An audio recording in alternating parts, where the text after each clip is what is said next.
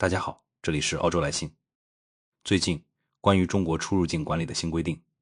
网上最刺眼的一个说法是，国门是不是正在重新关上？这个问题不能只用是或者不是来回答，因为真正值得普通人关心的，并不是明天所有人会不会突然拿不到护照，也不是机场会不会一下子变成一道谁都过不去的墙。更重要的是，过去很多中国人默认拥有的一种确定感正在发生变化。我有护照，我有签证，我买了机票，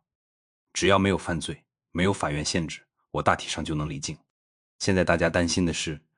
这种确定感会不会变弱？行政机关能够介入一个人出境的空间会不会变大？所以今天真正要讨论的，不是某一个移民项目，也不是几个历史上的叛逃故事，而是一个更大的问题：中国人离开故土，选择另一种生活，到底是一种个人选择，还是一种随时可能被重新政治化、行政化的行为？这也是今天这期节目想讲清楚的事儿。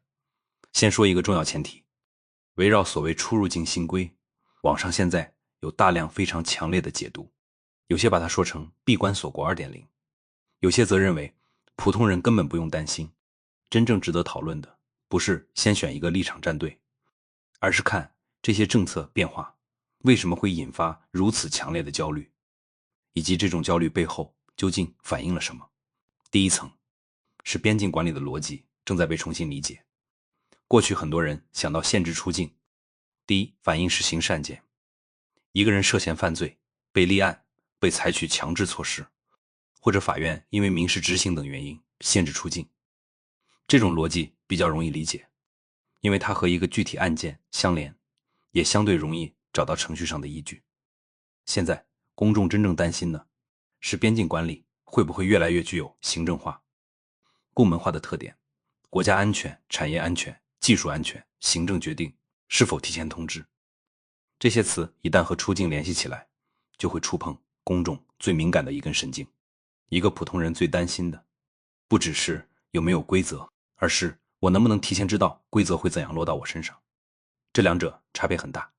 如果规则清楚，你可以提前判断风险；如果边界模糊，你就只能猜。对企业家、科研人员、掌握敏感技术的人、公职人员以及与重大案件存在关联的人来说，这种不确定性尤其重要。对绝大多数普通人来说，直接被限制出境可能仍然是小概率事件，但政策信号本身会改变行为。有人会提前办护照，有人会提前申请长期签证，有人会把孩子的教育、家庭资产和职业规划向海外分散，也有人原来只是想旅游，现在开始认真研究第二居留地、长期签证甚至移民。这就是政策预期的力量。真正改变社会的，往往不只是已经发生了多少个案例，而是人们相信未来可能发生什么。第二层是为什么一个国家会越来越在意人出去这件事儿。再看欧洲，会发现另一个方向的现实。很多发达经济体一边面临本国年轻人不愿意从事低薪、辛苦、重复性工作的现实，一边又面临老龄化，因此必须持续吸收外来劳动力。德国、法国、荷兰以及欧盟整体都长期存在不同程度的岗位缺口，移民也已经成为欧洲补充劳动力的重要来源。这些数字本身需要另行核验，但这个结构性判断并不难理解。人口老龄化以后，社会会出现一个很有意思的矛盾。一方面，年轻人觉得工作难找；另一方面，护理、餐饮、建筑、清洁、物流、农业、酒店等行业长期缺人。问题不是世界上突然没有工作了，而是劳动者的技能、地点、工资预期和岗位需求错位了。从澳洲看，这种现象也非常熟悉。澳洲长期依赖移民，不只是为了大学里的博士，医院里的医生和科技公司的工程师，也为了建筑工地、养老护理、餐饮服务、农业和各种基层岗位。一个成熟经济体对移民的需求，既有高技能的一端，也有非常普通的一端。所以普通人千万不要因为自己没有名校学历，没有高科技技能，就自动认为自己在全球劳动力市场上毫无价值。这句话需要加一个限定，但有价值不等于随便去一个国家就能留下。任何国家都有签证，语言、年龄、职业、收入、健康、无犯罪记录等要求。不同签证的条件也完全不同。像西班牙非盈利、居留这样的路径，只能说明有些人能够找到适合自己的合法方案，绝不能理解成所有人都可以照抄，更不能通过虚假流水、虚假材料去申请。真正有用的启示是另一件事，不要先被中介制造的神秘感吓住，先去看目的地国家的官方移民网站，先把签证类别、资格条件、费用、续签要求、工作权利、税务和居住要求看懂。不懂语言可以借助翻译工具，涉及复杂法律问题再找当地持牌律师或者注册移民顾问，这比一上来就相信10万元包办。内部渠道、特殊关系靠谱得多。第三层是中国为什么也会越来越重视人才和劳动力的流动。把中国当前的人口结构和国际竞争放在一起看，会发现一个越来越重要的趋势。当人口红利减弱、老龄化加深、技术竞争加剧以后，人本身会越来越被视为一种重要资源。过去谈资本外流，大家首先想到钱。今天谈竞争，人才本身就是资本。一个芯片工程师，一名 AI 研究人员，一位熟悉供应链的企业管理者，他们带走的不只是一个人的工资收入，还可能带走经验、关系、技术积累和未来的创新能力。有人把这种趋势概括成锁人才、锁资本、锁官员、锁言论。这个说法当然带有很强的评论色彩，但它确实点出了一个现实。当国际竞争加剧以后，边境不再只是旅游和海关的问题，也会和产业政策、国家安全、资本流动、政治风险连在一起。这也是为什么普通人会紧张，因为一旦一个制度开始从管具体违法行为慢慢转向防潜在风险，最难回答的问题就会变成：什么叫潜在风险？谁来判断？判断以后有没有通知？能不能申诉？有没有期限？不同部门之间有没有统一标准？这些程序问题可能比一句国门关没关更重要。第四层，我们把时间往回拉。如果把时间往回拉，中国过去几十年里有4个人特别值得放在一起看。马思聪、胡娜、齐淑芳和王治郅，把这4个人放在一起，并不是为了给他们重新定罪，也不是为了证明今天和几十年前完全一样。恰恰相反，这4个故事最值得看的地方是同一种离开行为，在不同年代被赋予了完全不同的政治和道德意义。马思聪的故事发生在一个极端年代，他是著名音乐家，中央音乐学院首任院长，文革中遭受冲击，后来离开中国到了美国。当时这一行为被高度政治化，被定性为严重的叛逃事件。多年以后，相关定性又被撤销。这个故事真正有力量的地方，不是他去了美国，而是一个曾经主动选择留下对故土有强烈感情的人，在政治环境剧烈变化以后，最后选择逃离。所以，爱一个国家和离开一个国家，从来不是逻辑上的反义词。一个人可能非常爱自己的语言、家乡、亲人和文化，同时又认为自己必须离开当时的政治环境，这2件事完全可以同时成立。到了胡娜，社会已经变了。胡娜的选择更多发生在职业运动员追求个人发展的背景下，他的离开当年同样引发巨大政治争议，但几十年以后再看，很多人更容易把它理解成个人职业选择。到了齐淑芳，问题又复杂一些。齐淑芳和团队成员留在美国以后，社会上也出现过叛逃的说法，但官方定性并不完全相同，这里还牵涉家庭、团队责任以及对身边人的影响。这提醒我们，个人自由并不意味着个人选择没有道德成本。一个人当然有权选择自己的人生，但如果你的决定会直接牵连家人、同事、团队，你仍然要面对责任问题。自由和责任并不是互相排斥的。再到王治郅，时代继续变化，当年围绕他是否按要求回国参赛，是否继续留在美国发展，争议也非常大。但后来经过沟通，他重新回到国家队，也继续得到社会认可。从马思聪到王治郅，可以看到一个很明显的变化。几十年间，中国社会对个人选择、职业发展和国家之间关系的理解，曾经变得更宽松、更复杂，也更愿意用现实利益和协商去解决问题。而不是简单贴上政治标签。这条历史线非常重要，因为今天真正值得担心的，不是某一个具体政策是不是等于回到了60年代，这种简单类比没有意义。值得观察的是，过去几十年已经逐渐去政治化的一些个人选择，会不会再次被安全化、政治化？比如出国留学，比如海外就业，比如企业迁移，比如科研人员加入外国公司，比如一个家庭把部分资产放到海外。这些行为在正常情况下都可以只是经济和生活选择。如果国际关系恶化以后，他们越来越被放进国家安全框架，那么个人和国家之间的张力就会重新上升。第5层是普通人怎么办？我觉得这里最容易走向2个极端。第一个极端是恐慌，看到一个政策标题，就认为以后所有中国人都出不去了，于是立刻卖房、辞职、转钱、找中介，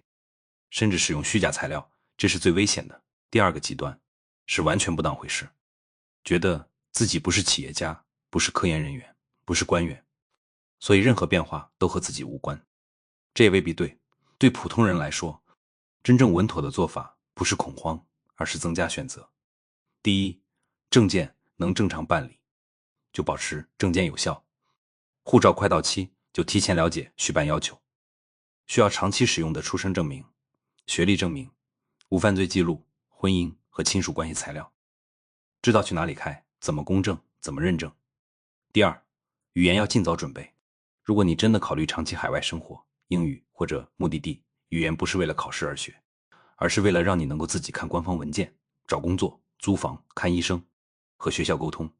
第三，不要把全部希望压在一条签证路线上，留学、工作、技术、移民、家庭团聚、创业、数字游民、非盈利居留，各国制度完全不同。真正的规划应该是根据年龄、家庭结构、学历、职业、现金流和长期目标筛选，而不是听到哪个项目最近很火就冲过去。第四，资产安排一定合法，跨境汇款、税务居民身份、海外账户、房产交易都有各自规则。越是在政策不确定的时候，越不要相信地下换汇、虚假贸易、假材料和所谓内部渠道。第五，把孩子、配偶和自己的现实生活放在一起算账。移民不是拿到一张卡就结束了，工作能不能找到，孩子学校怎么样，配偶能不能适应，医疗保险怎么买，房租和房价能不能承受，如果5年后身份拿不到，退路在哪里，这些问题比哪个国家最快重要的多。第六，如果你的职业涉及敏感技术、重要数据、国防、出口管制、公职或者重大商业秘密，要比普通人更谨慎，不是因为一定会被限制，而是因为你面对的法律义务本来就更多。离职、出境、加入境外公司、携带设备和数据都应该先弄清楚合同、保密义务和相关法律边界。这不是胆小，而是减少不必要的风险。还有一个经常被忽略的问题，是想走和能走其实是2回事儿。很多人在网上谈移民时，会把问题想成一次性的选择，今天决定，明天申请，后天离开。但现实完全不是这样，真正的跨国迁移往往需要几年准备，语言、职业资格、资金、孩子教育、配偶工作、父母养老，每一个环节都可能改变最后的决定。所以政策预期越不稳定，人们越会提前行动。提前行动不等于马上离开，而是把选择权握在自己手里。这也是为什么普通人是否受影响，不能只看今天机场里有多少人被拦下。一个政策如果让大量家庭提前办证，提前转变教育规划，提前寻找海外工作，它已经产生了现实影响。反过来说，也不能把所有出国需求都解释成对国内失去信心。中国人口巨大，只要很小比例的人有留学、就业、团聚和旅行需求，绝对数量就会非常可观。正常的人口流动本身不应该被夸张成社会崩溃的证据。同样，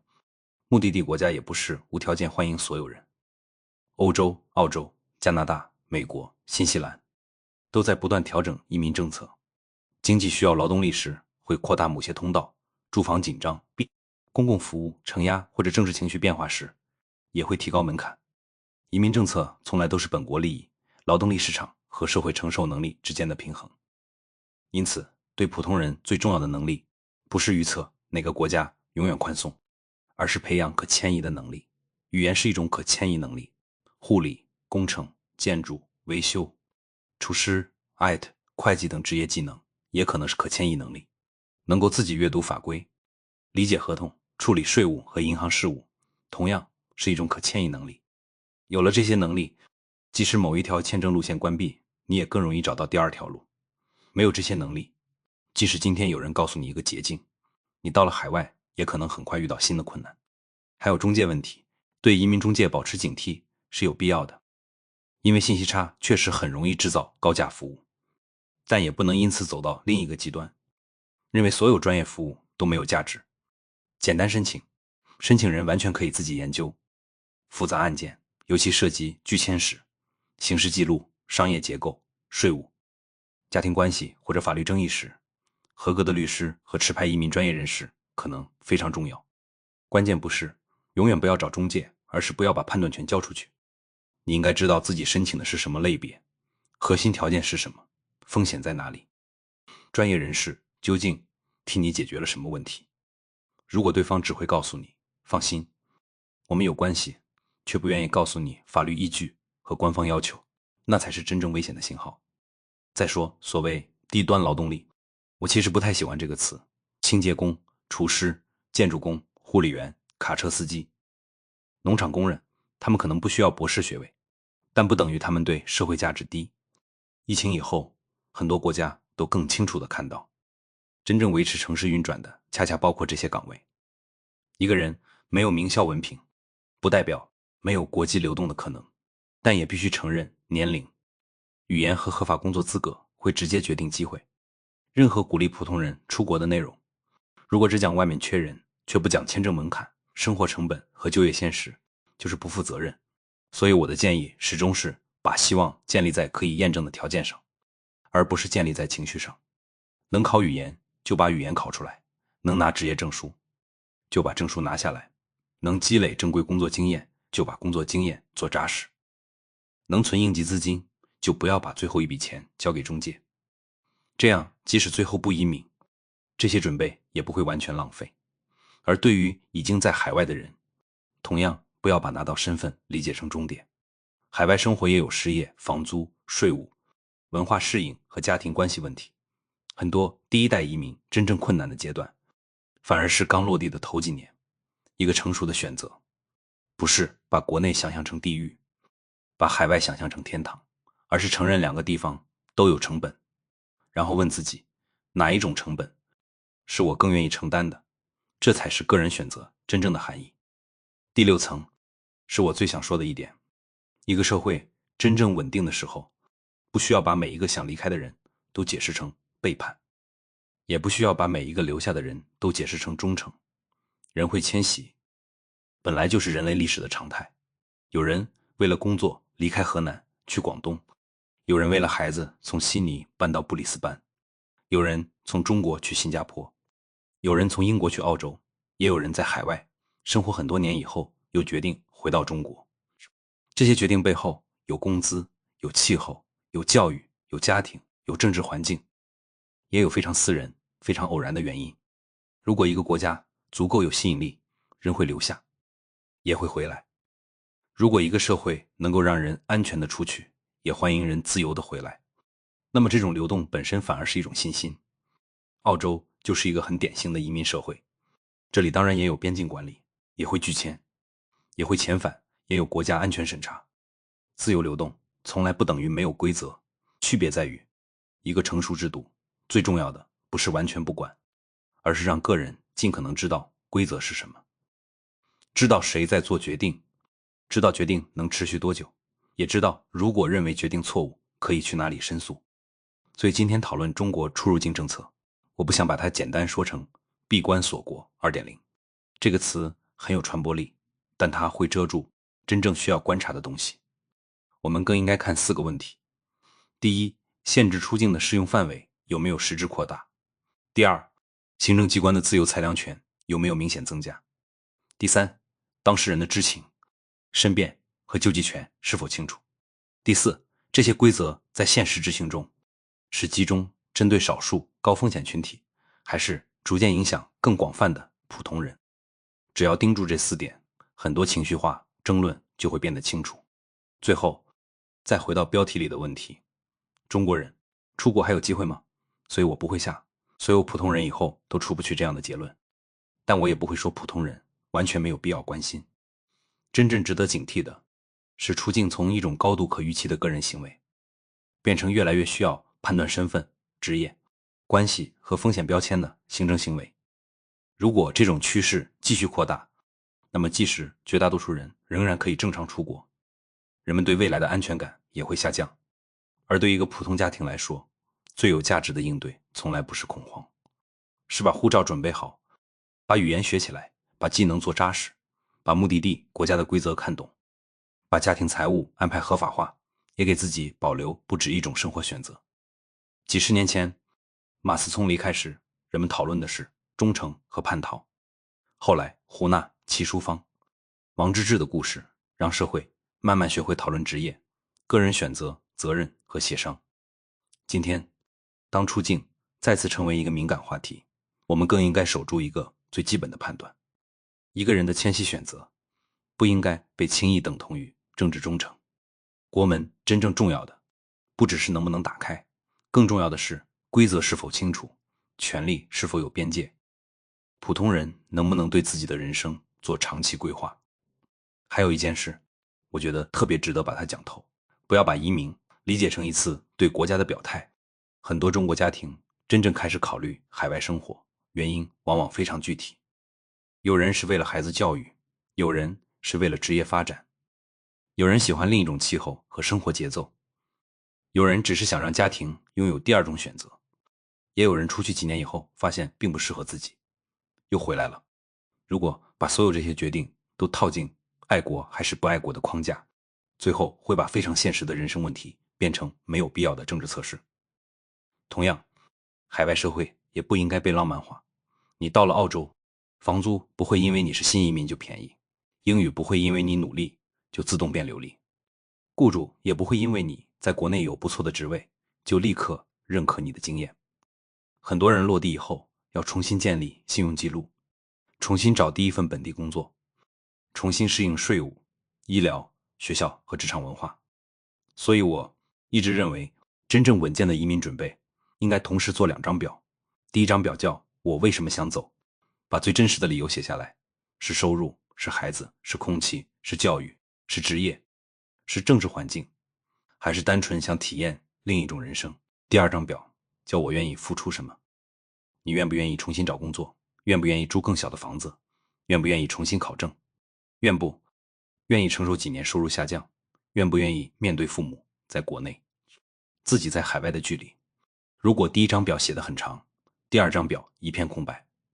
那可能只是对远方的想象。如果2张表都写得很清楚，你才真正开始做选择。还有一个现实问题是时间，很多家庭总想等到确定了再准备，等政策确定，等孩子大一点，等房子卖个好价钱，等英语学好，等工作不忙。但人生很少会出现所有条件同时成熟的那一天。更合理的方法是把准备拆开，今天能做的是学语言，下个月能做的是整理证件，今年能做的是增加储蓄，研究职业认证，了解几个国家的长期路径。